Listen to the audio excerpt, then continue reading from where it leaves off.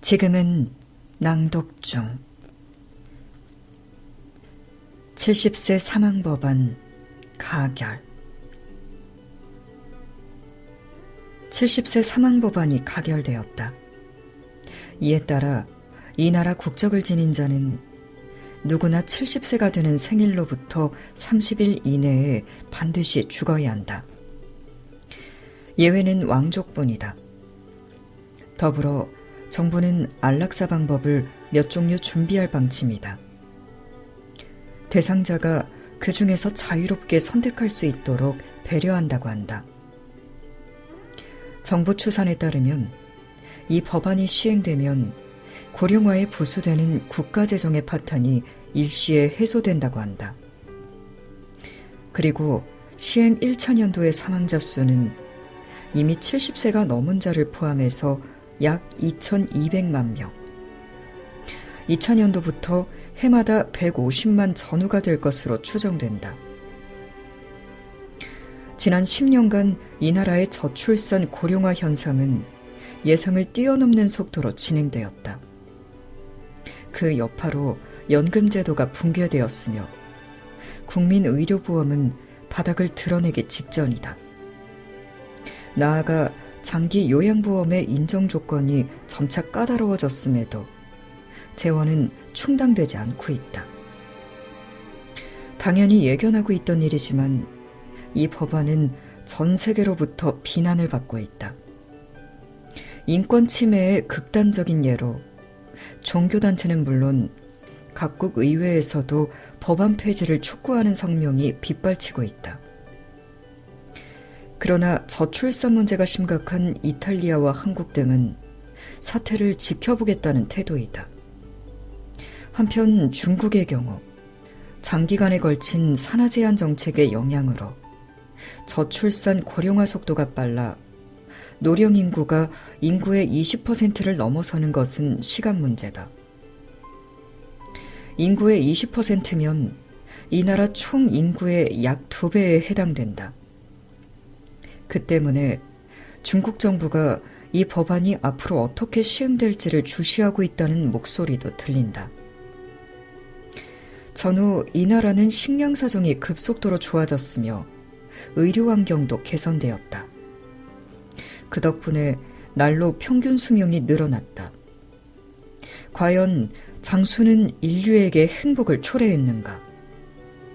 원래 같으면 축복받아야 할 장수가 국가재정을 압박하는 원인이 되었음은 물론 병수발을 재는 가족의 인생을 짓밟는 측면도 있음을 이제 부정할 수 없다.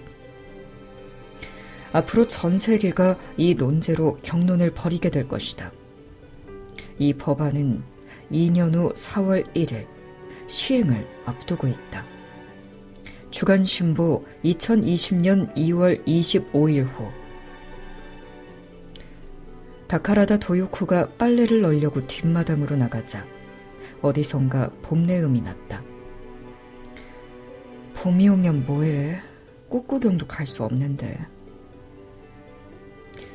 시어머니 병수발을 들고부터 올해가 몇 번째 봄일까? 여대 시절 친구들은 벚꽃 구경을 하러 요시노로 가는 모양이다. 꽤나 멀리까지 걸음을 하게 되었다. 처음에는 도쿄 도내에 있는 레스토랑에서 식사만 하고 헤어지더니 그 다음에는 연극을 본 다음 한잔하며 수다. 그 다음에는 1박짜리 짧은 여행을 떠났고 급기야 올해는 2박짜리 여행을 간다고 한다. 모두가 자식을 다 키웠다고 20년 만에 자유로운 시간을 만끽하는 눈치다. 다들 이제 알게 된 거지 뭐. 놀 수 있는 시기도 잠깐이라는 걸. 언제 부모님 병수발 들게 될지 누가 알겠어. 이렇게 느긋하게 보낼 수 있는 시간도 지금뿐이다 싶으니까 마음이 급해지나 봐. 유적을 천천히 돌아보는 게 아니라 최대한 많은 걸 보려고 그냥 꼭꼭 찍으면서 다니는 시기야. 언제였나 한 친구가 전화를 걸어 그렇게 말하더니 후후후 자조적으로 웃었다. 그러나 70세 사망법안이 가결된 후로는 그런 생각조차 와르르 무너졌다. 법안이 시행되는 2년 후면 70세 이상 되는 어르신은 전원 죽어야 하기 때문이다. 그 덕분에 지금 부모님 병수발을 들고 있는 사람들은 홀가분하게 해방된다. 그리고 언젠가 부모님을 보살펴야 한다는 비장한 각오를 하고 있던 사람들의 걱정도 무용지물이 된다. 시어머니가 없는 이 집. 앞으로 2년 후를 상상해 본다. 생활상이 완전히 바뀔 것이다. 시어머니에게는 정말 미안한 일이지만 상상만 해도 해방감에 가슴이 벅차오른다. 멍하니 그런 생각을 하면서 남편의 셔츠를 널고 있는데 벨소리가 들렸다. 얘야. 시어머니가 절박한 목소리로 불러대는 것은 늘 있는 일이다. 처음에는 무슨 일이 났나 하고 후다닥 뛰어들어갔지만 지금은 이골이 났다. 저렇게 큰 소리를 낼 수 있다는 것 자체가 아직은 기운이 넘친다는 뜻이다. 그래도 그렇지. 마당에 있는데도 이렇게 똑똑히 들릴 줄은 몰랐다. 시어머니 방은 마당을 향해 있지만 툇마루의 유리문도 방의 장지문도 꼭 닫혀 있다. 여기서도 이렇게 크게 들리니 보나마나 이웃집에도 쩌렁쩌렁 울렸을 것이다. 얘야, 뭐하니? 이번에는 따릉하고 배를 짧게 울리면서 더 큰 소리로 부른다. 이제 수건 3장이 남았다. 다 널고 가도 된다. 이렇게 날이 화창한데 부드러운 햇살을 조금이라도 오래 쐬고 싶다. 아이고, 정말. 대답을 않고 있자니 목소리가 더 커졌다. 혹시 정말 어디가 불편한 것은 아닐까? 불길한 예감에 빨래를 내던지고 얼른 집 안으로 뛰어들어갔다. 어디 불편하세요? 문을 여는 순간 찡그린 얼굴과 마주쳤다. 얘는 왜 그리 호들갑이야? 느긋한 목소리였다. 대체 어디 있었기에 몇 번이나 불렀는데도 일이 늦어. 무슨 대저택도 아니고. 시어머니가 쓰러진 후 뒷마당이 보이는 손님방에 혼자용 침대를 들였다. 집안에서 가장 햇볕이 잘 들기 때문이다. 원래는 다다미방이던 바닥에 마루를 깐 것은 기저귀를 갈다가 떨어진 볕냄새가 도무지 빠지지 않아서였다. 본인이 원해서 회칠한 벽도, 바깥이 보이게 부분적으로 유리를 끼운 장지문도 그대로 놔둔 탓에 전통식도 서양식도 아닌 묘한 방이 되고 말았다. 전에는 한쪽 벽에 도코노마에 해묵은 족자가 걸려있고 꽃꽂이 교사인 시어머니가 손수 꾸민 꽃병이 놓여 있었다. 그러나 지금 거기에는 성인용 기저귀와 수건 같은 것이 수북하게 쌓여 있다. 마당을 좀 보고 싶구나. 그러세요. 오늘은 날씨도 좋으니까. 장지문을 열자 눈부신 햇살이 쏟아졌다. 참 살풍경하기도 하지. 죄송해요. 시어머니가 건강했을 당시에는 마당에 꽃이 알록달록 피어 있었다. 그러나 지금은 아무것도 없다. 손바닥만한 마당 한 모퉁이에 단풍나무와 소나무가 덩그러니 서 있을 뿐이다. 얘야, 마당 가득 꽃을 좀 볼 수 있게 해주면 안 되겠니? 네? 여기서 보이는 경치가 내 세상의 전부인데 아름다운 것을 보고 싶구나. 네, 생각해 볼게요. 시어머니 심정이 이해가 안 되는 것은 아니다. 식물을 사랑하는 인간에게는 초목이 큰 위안일 것이다. 하지만 나는 원예에 재주가 없다. 초보자도 쉽게 키울 수 있다는 스킨답소스조차 말려 죽인 적이 있다. 어쩌면 좋을까? 그렇지. 꽃이 핀 화분을 사다 놓으면 어떨까? 화분을 쭉 늘어놓으면 된다. 뭘 그리 꾸물거려? 네? 빨리 기저귀 갈지 않고. 알아차리지 못한 내가 한심하다.